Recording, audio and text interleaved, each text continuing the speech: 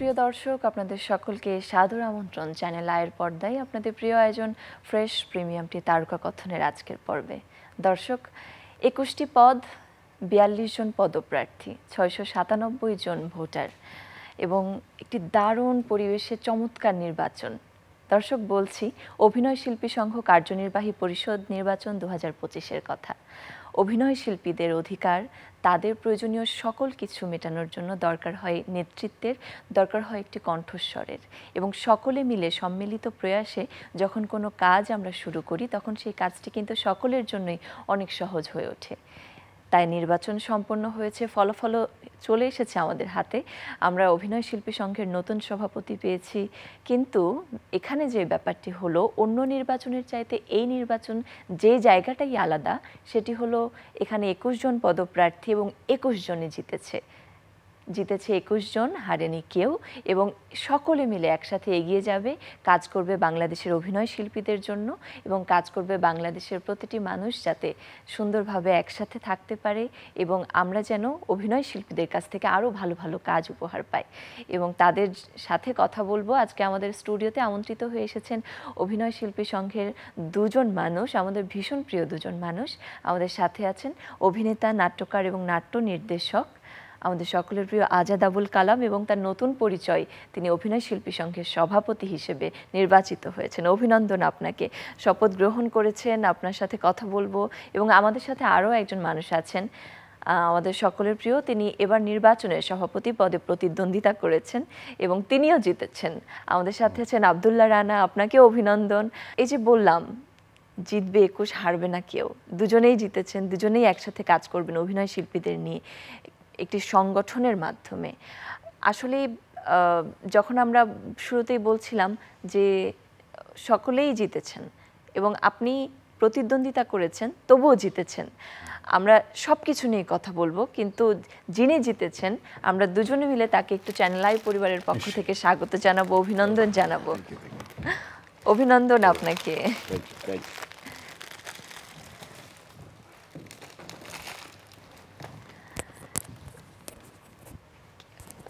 আমরা সভাপতিকে ফুল দিলাম, কিন্তু আব্দুল্লাহ রানা আপনার কাছ থেকে শুনবো, কি বলবেন? মানে কি শুনতে চান? এই যে আপনার আগের কথা সূত্র ধরে বলি যে দেখেন, অভিনয় শিল্পী সংঘ তো আসলে শিল্পীদের সংগঠন। এই জন্য আমাদের স্লোগানটা, যেটা আপনি বলছিলেন যে জিতবে 21, হারবে না কেউ, এই স্লোগানটা আসলে বেশ কয়েক বছর আগে থেকেই, আগের নির্বাচন থেকে এটা উঠে এসছে। এবার মনে হলো যে আসলে এই কথাটা খুব খুব আক্ষরিক অর্থেই সত্যতা প্রমাণ করেছে। কারণ আগেও কিছু মানুষের অভাব অভিযোগ ছিল ইলেকশন নিয়ে, কিন্তু এবার যেটা হয়েছে আসলে কেউ হারেনি। আপনি দেখবেন যে আমাদের এবারে নির্বাচনের পরিবেশটাও একটু শঙ্কিত ছিলাম আমরা যে ভোটাররা সবাই আসবে না, কারণ আমাদের চারপাশে এত অস্থিতিশীল একটা অবস্থা। তো ভোটারদের আনাটাই আমাদের একটা খুব শঙ্কার কারণ ছিল, কিন্তু মানে অভাবনীয়ভাবে, তাই না ভাই, মানে 552 জন আউট অফ 697 ভোট দিতে এসছে। এবং সারাদিন আসলে ভোটের কোনো আমেজ আমি দেখিনি, মানে সারাদিন আমরা হই হুল্লোড় করেছি। মানে মানে আমার দেখা মতে সাম্প্রতিক সময়ে খুব সুন্দর একটি নির্বাচন আমরা কিন্তু দেখেছি এবার। মানে এটা একটা মডেল হতে পারে, এটা যদি অন্যরা ফলো করে, এমনকি যদি রাষ্ট্র এটা কি চিন্তা করে, মডেল হিসেবে দেখে যে ইলেকশন কেমন হতে পারে, সেটা মানে এইখান থেকে শেখার আছে আর কি। মানে আমাদের পুরো দিন, আসলে দিন না, তার আগের কয়েকদিন থেকে শুরু করে এটা ছিল একেবারেই উৎসব মুখর। কারণ আমরা হচ্ছে যে আমাদের একটা বড় ইয়ে কি যে আমাদের মানে স্ক্রিন শেয়ার করতে হয়। আমরা কখনো সে আমার ভাই, কখনো সে আমার শত্রুর অভিনয় করে, সে কখনো আমার ছোট ভাইয়ের, কখনো বড় ভাইয়ের, নানান আমরা এই যে স্ক্রিন শেয়ার করি, এতে আমাদের যে রিলেশনটা হয়, অথবা এই দিন কাজ করার জন্য, তো এটা প্রতিযোগিতা হয় না আসলে, মানে এটা একটা খেলার মতো, আসো খেলি, তুমি জিতো না আমি জিতি, দেখা যায় সেটাই। এবং একদম ওই স্পোর্টিভ জায়গা থেকে কিন্তু এই ইলেকশনটা হয়, যার ফলে হচ্ছে যে মানে প্রতিদ্বন্দ্বিতা বলতে যা বোঝায়, আক্ষরিক অর্থে এখানে সেটা হয় না। বাহ, এবং সকলে একসাথে আসলে আপনারা কাজ করে যাবেন।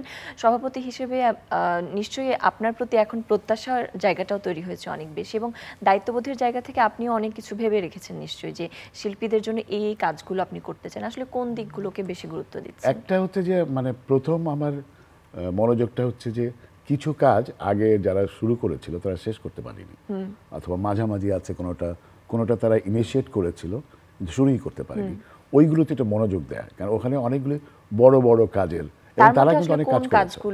তার মধ্যে একটা হচ্ছে বড় হচ্ছে যে প্রধান আমাদের এবারে লক্ষ্য হচ্ছে যে অভিনয় এটা পেশা হিসেবে স্বীকৃত না, কিন্তু আচ্ছা মানে বাংলাদেশে মানে অভিনয় কিন্তু পেশা হিসেবে স্বীকৃত না, এটা বিনোদন কর্মী এরকম বলে আর কি। তো অভিনয়কে যারা অভিনেতা যারা পেশা হিসেবে এটা নিয়েছেন তাদের এই পেশার স্বীকৃতি আদায় করা একটা বড়, এটা কিন্তু রাষ্ট্রের সাথে একটা দেন দরবার করতে হবে অথবা তাদের সাথে নেগোসিয়েশনে যেতে হবে, এটা একটা বড় ইয়ে। আমাদের একটা পূর্ববর্তী সরকার একটা জমি দিয়েছিলেন আমাদের অভিনয় শিল্পী সংঘের নামে, লিজ দিয়েছিলেন একটা, সেই জমিটা 5ই আগস্টের পর সামহাও একটু বেদখল হয়ে যায়। আচ্ছা সাইনবোর্ড টাইনবোর্ড ভেঙে ফেলে, ওয়াল দেওয়া ছিল সেগুলো কারা যেন ভেঙে ফেলে, তারা কারা আমরা জানি না, ওইটা আবার উদ্ধার করা যায় কিনা। আরেকটা হচ্ছে যে অভিনয় যারা করছেন তাদের মানে আপাত দৃষ্টিতে মনে হয় যেন জাঁকজমকপূর্ণ, আমাদের কাছে রাস্তায় যত দেখে তার চেয়ে বেশি দেখে স্ক্রিনে, তো মনে করে ওইটাই হচ্ছে জীবন।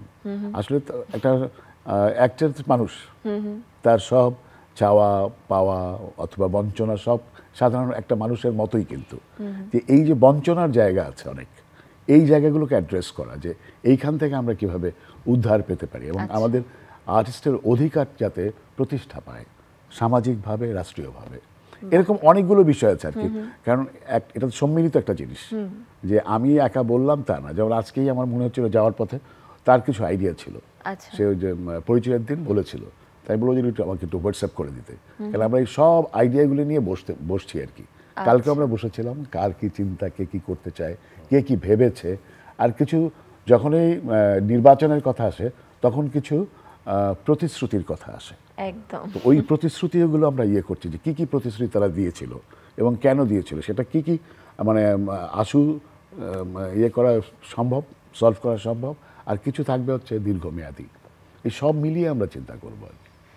বাহ চমৎকার। এই যে আপনি যখন বলছিলেন যে এই নির্বাচনটা একটা রোল মডেল হিসেবে আমরা ধরে নিতে পারি, অনেক জায়গাতে রাষ্ট্রীয় ক্ষেত্রেও আমরা ধরতে পারি, তো নির্বাচনের আগে এই যে তার সাথে আরও একটি ব্যাপার হচ্ছে যে তার কিছু আইডিয়া, রানা ভাইয়ের কিছু আইডিয়া আছে, আরও অনেকে যারা অন্যান্য পদপ্রার্থী ছিলেন তাদেরও সকলের অনেক ধরনের আইডিয়া আছে।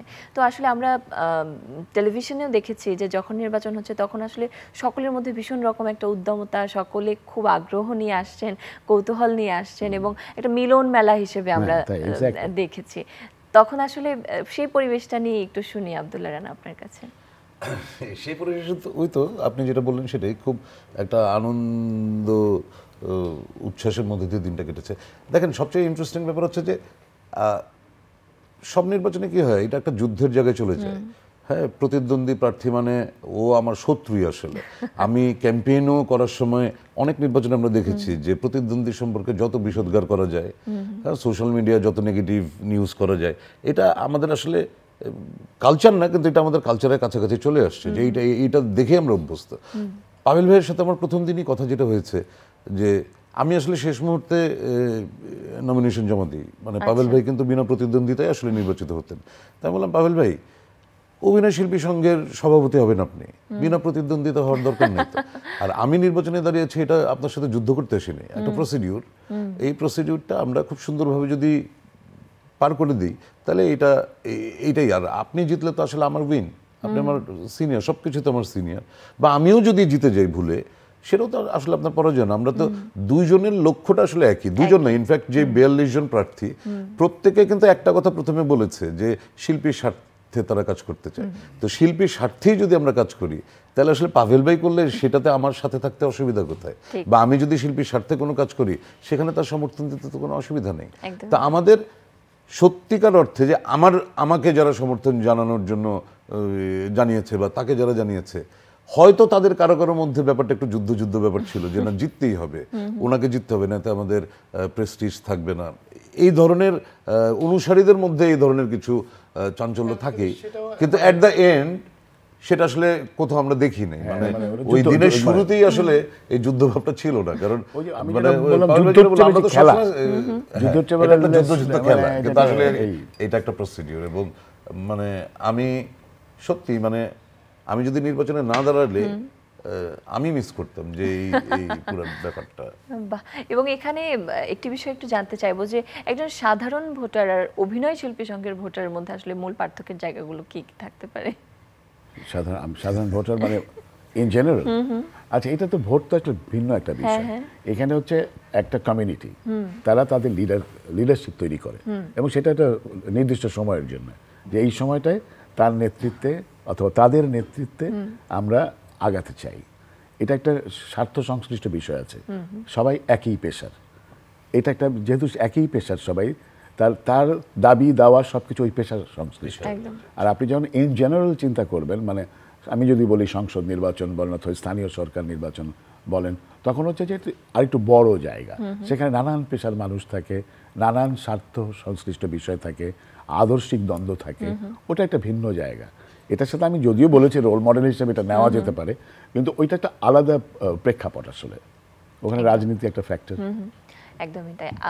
আর আরও একটি গুরুত্বপূর্ণ বিষয় হচ্ছে যে এখানে যেহেতু সকলে একই পেশার এবং সকলের মধ্যে যে একটা মানসিকভাবে যে সংস্কৃতি মনা সকলেই, এবং শিল্প সংস্কৃতির সাথে যেহেতু সকলেই অন্তর্ভুক্ত, তাদের মধ্যে কিন্তু চিন্তা চেতনারও একটা অন্যরকম মিল থাকে, এবং সেজন্যই হয়তো যেহেতু চিন্তা চেতনার মিল, সকলে কিন্তু ধরে নিচ্ছে যে এটা আসলে একটা উৎসব, এটা আসলে একটা মিলন মেলা, এবং সেভাবেই সকলেই সব জায়গা থেকে এসেছেন এবং ভোট দিয়েছেন, উপভোগ করেছেন পুরো প্রসিডিওরটাকে।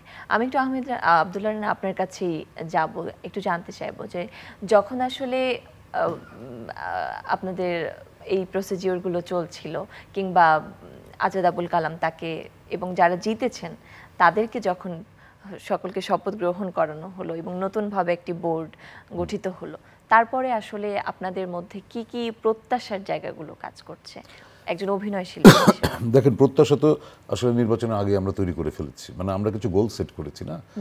পাভেল ভাই যে কথাটা বললেন যে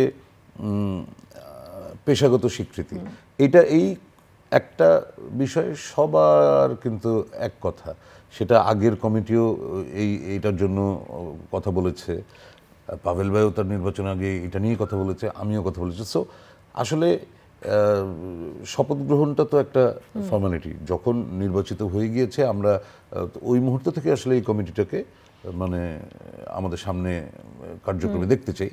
সো এই পেশাগত স্বীকৃতি আদায়টা এটা একদিনের কাজ না, এটা একটা লং টার্ম প্রসেস। সরকারের সাথে বসতে হবে, হ্যাঁ, অনেক নেগোসিয়েশনের ব্যাপার আছে।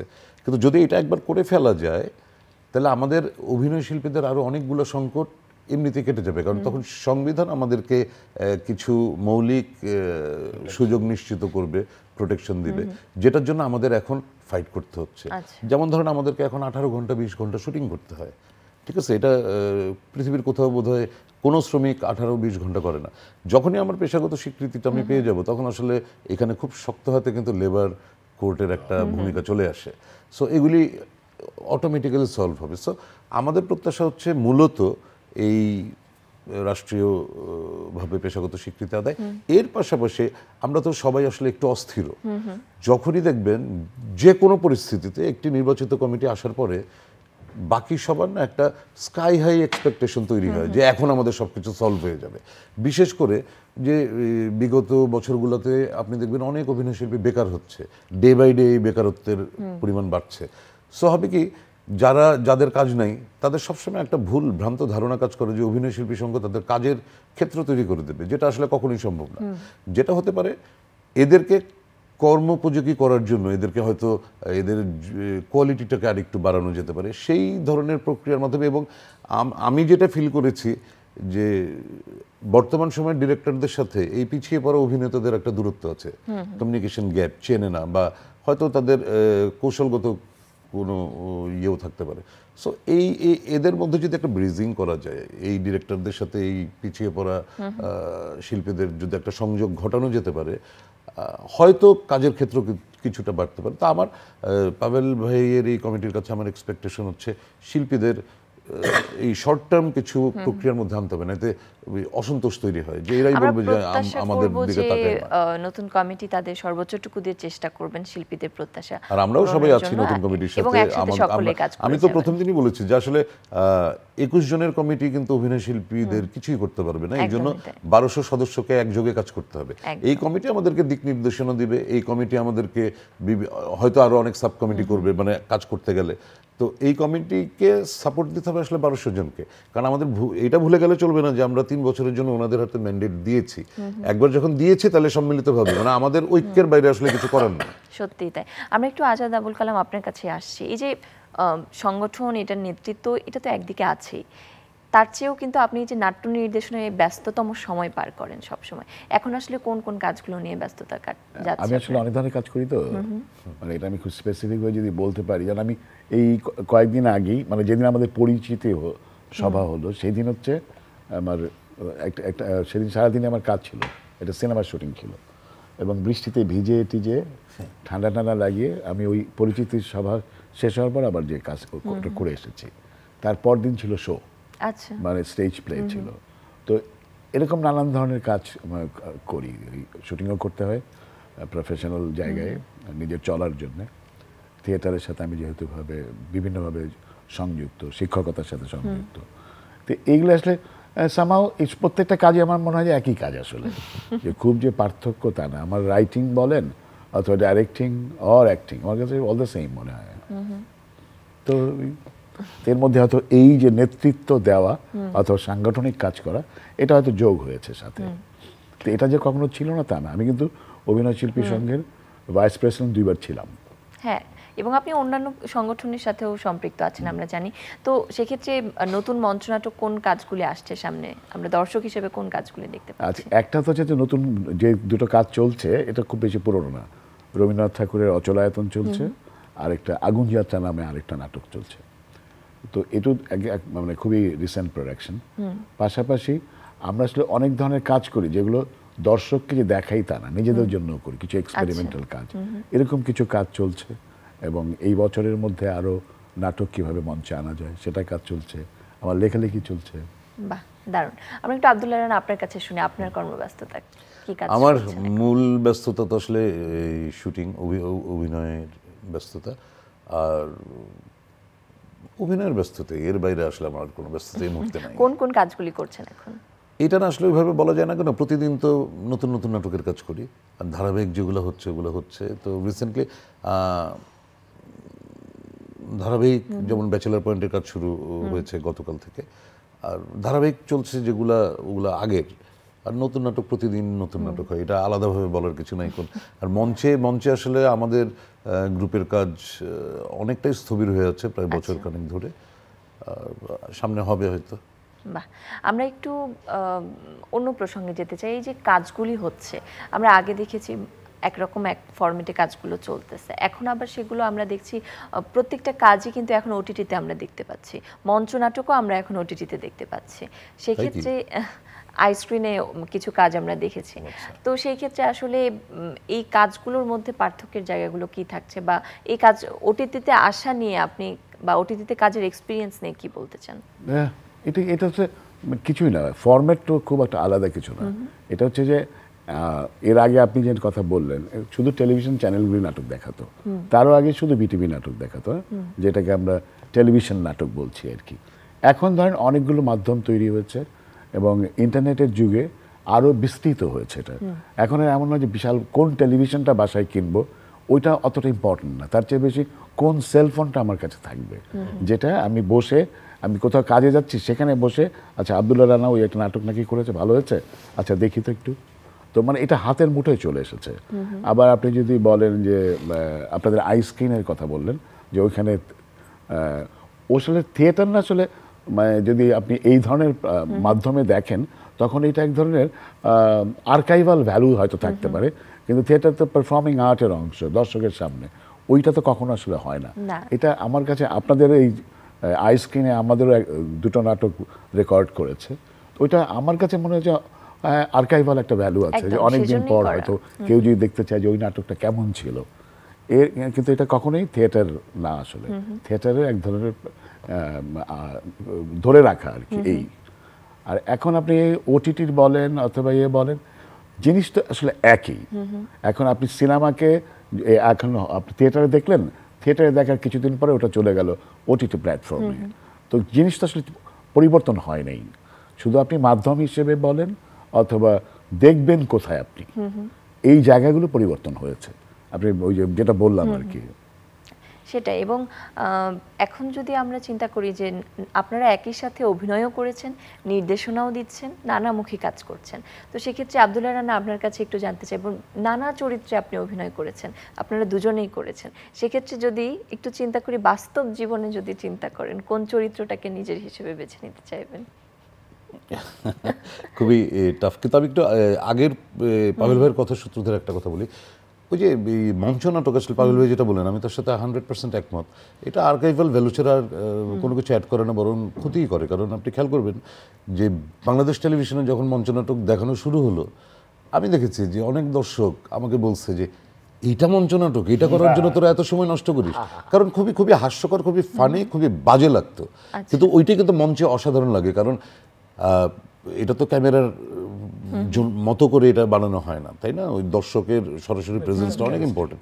সো এটা একদম গোড়া থেকেই খুবই রং ডিসিশন যে মঞ্চ নাটক টেলিভিশনে দেখাতে হবে। আর্কাইভাল ভ্যালুর জন্য রেকর্ড করে ভাই রেখে দাও, এটা মানুষকে দেখানোর দরকার নেই, কারণ মানুষের ভ্রান্ত ধারণা তৈরি হয়। আর যেটা হলো যে ওই যে ওটিটি বা বিভিন্ন মাধ্যমের কথা বললেন না, এখানে আমার একটা দ্বিমত আছে। দেখেন, আমরা মোবাইলে সব কিছু থেকে এতটুকু স্ক্রিনে, ম্যাক্সিমাম এত বড় স্ক্রিনও না কিন্তু। সো আমি যেটা এতটুকু স্ক্রিনে দেখবো সেটা বিগ স্ক্রিনের জন্য হতেই পারে না। বিগ স্ক্রিনের ক্যামেরার ল্যাঙ্গুয়েজ আর ছোট স্ক্রিনের ক্যামেরার ল্যাঙ্গুয়েজ আলাদা থাকবে। সো আমি যেটা মোবাইলের জন্য বানাবো ছোট স্ক্রিনের জন্য সেটা আলাদা, আমি যদি বিগ স্ক্রিনের জন্য করি সেটা আলাদা। এখন এই ঝামেলার জন্য কিন্তু টেলিভিশন নাটক, ইউটিউবের নাটক, ওটিটি সবগুলি পেঁচাই গেছে, এবং যে কারণে আসলে দর্শক কনফিউজ যে কি দেখবে। টেলিভিশনের টার্গেট অডিয়েন্স আলাদা, ঠিক আছে, কিন্তু ওই সেলফোনের টার্গেট অডিয়েন্স আলাদা।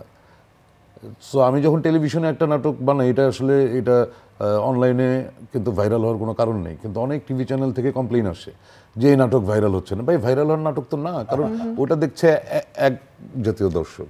সো এইটা একটা। আর আপনি যেটা বলেন যে আমি কোন চরিত্রে নিজেকে দেখতে পছন্দ করি, বাবা চরিত্রে। কারণ বাবা করতে করতে এখন আমার মিডিয়ার মোটামুটি সবাইকে আমার সন্তান মনে হয়।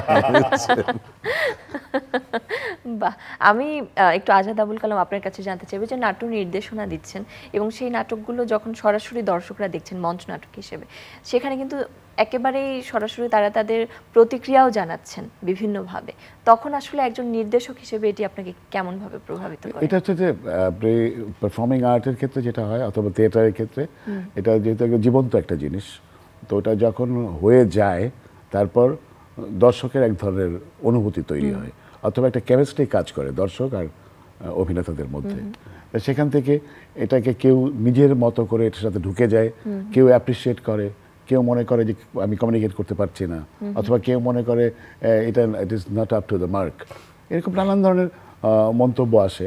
তো এটা শোনাটা একটা দায়িত্বের মধ্যে পড়ে, এই আর কি। এবং সেই শোনা থেকে কি নিজের কাজের জায়গাগুলোতে ইমপ্রুভমেন্টসের এটা ডিপেন্ড করে যে মানে আমার থেকে বেশি বুঝলে আমি নেই, আমার থেকে কম বুঝলে আমি কানেই নেই না, এই এদিক দিয়ে নিয়ে এদিক দিয়ে বের করে দিই। আব্দুল্লাহ রানা, আপনি ভাইরালের কথা বলছিলেন, নিজের করাই কোনো কাজ যখন সত্যি সত্যি ভাইরাল হচ্ছে, অনেক মানুষ দেখছে বা অ্যাপ্রিসিয়েট করছে নানাভাবে, তখন আসলে কেমন লাগে? দেখেন, আমি একটু বিব্রত হই এই জন্য যে আমি যেগুলোতে আমি মানে ভাইরাল হয়েছে আমার হয়তো অনেক কিছু জায়গা, কিন্তু এর চেয়েতে আমি আমার কাছে আমার বিচারে আমি অনেক ভালো ভালো কাজ করেছি, সেটা নিয়ে একটু শব্দ কেউ করে না বা দেখেছে কিনা আমার সেটা নিয়েও সন্দেহ থাকে। আর যেগুলো নিয়ে ভাইরাল হয়, হিরো আলমকে নিয়েও তো অনেক কিছু ভাইরাল হয়, ঠিক আছে, ওইটা হ্যাঁ ঠিক আছে, কমার্শিয়াল ভ্যালু হয়তো বাড়ে তাতে, কিন্তু ওইটা দিয়ে আসলে আমি আমাকে জাজ করতে পারি না, সরি। তবুও আমরা প্রত্যাশা করি যে আপনারা ভালো ভালো কাজ করুন এবং দর্শকদের, আমাদের সকলকে ভালো কাজগুলো উপহার দিন। শুধুমাত্র ভাইরাল নয়, আমরা চাই যে সত্যি সত্যি ভালো কাজগুলো আমাদের সামনে আসুক এবং ভালো কাজগুলোর প্রশংসা আপনারা পান।